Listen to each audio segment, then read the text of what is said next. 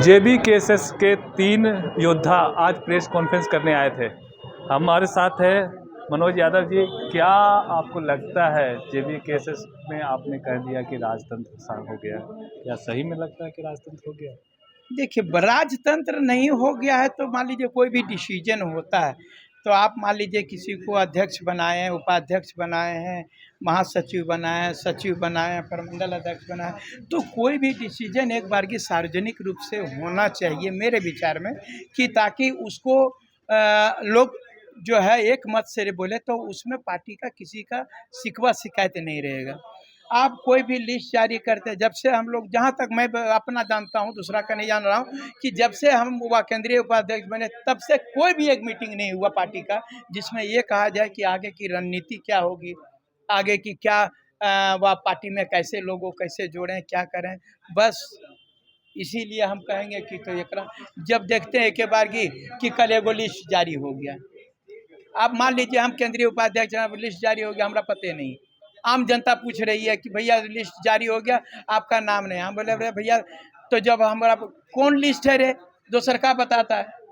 तो ये आप जो है सो अपने पार्टी को कहाँ ले जाना चाहते हैं? झारखंड में इस वर्ष विधानसभा चुनाव होना है, ऐसे में आप लोग लगातार जो है सो अपना पार्टी को ही एकजुट नहीं रख पा रहे हैं, तो कैसे आगे लड़ाई लड़िएगा? पार्टी एकजुट है। देखिए, सबसे बड़ी बात है इसमें सब लोग पढ़े लिखे और समझदार हैं। इतना होने के बावजूद भी कभी भी पार्टी में आप देखिएगा, मैंने पार्टी के खिलाफ कोई नहीं बोलता। अगर कोई कमियां है तो दूर करेंगे आपस में। आप घर में जो है सो लड़ाई वह पति पत्नी के बीच में होता है। बेटा अगर गलती करता है तो बेटा को भी मारता पीटता आदमी जो सुधारने के लिए।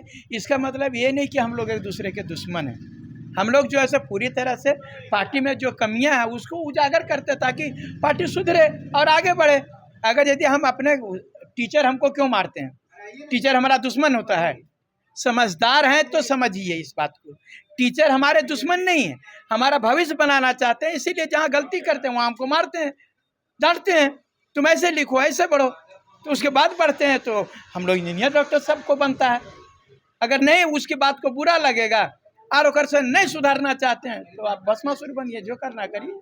लोकसभा चुनाव में आप लोगों ने इंडिया गठबंधन और एनडीए गठबंधन दोनों के खिलाफ में अपना मोर्चा खोला, अच्छी तरह से फाइट किया, और अब विधानसभा चुनाव है, किसी के साथ सांठगांठ की खबरें लगातार आ रही है।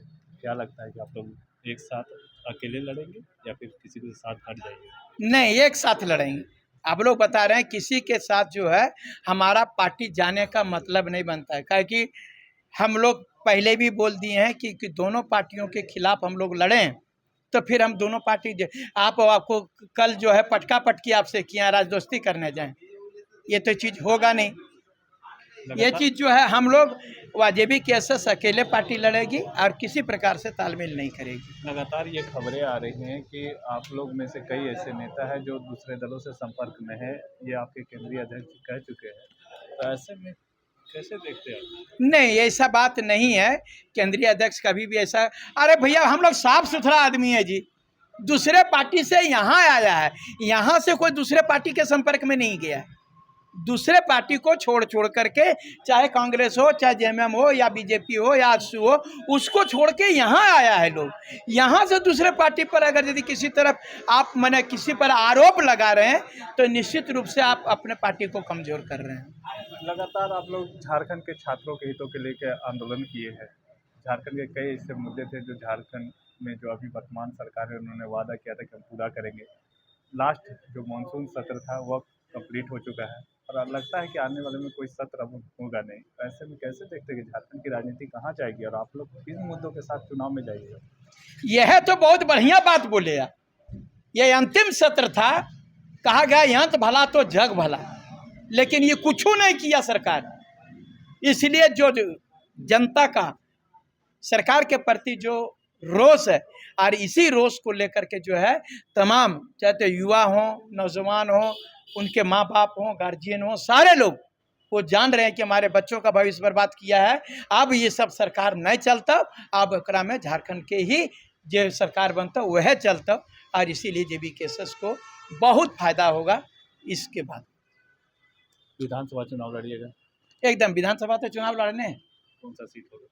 देखिए आप, मेरा जो पैतृक व सीट है वो है वह राजधनवार।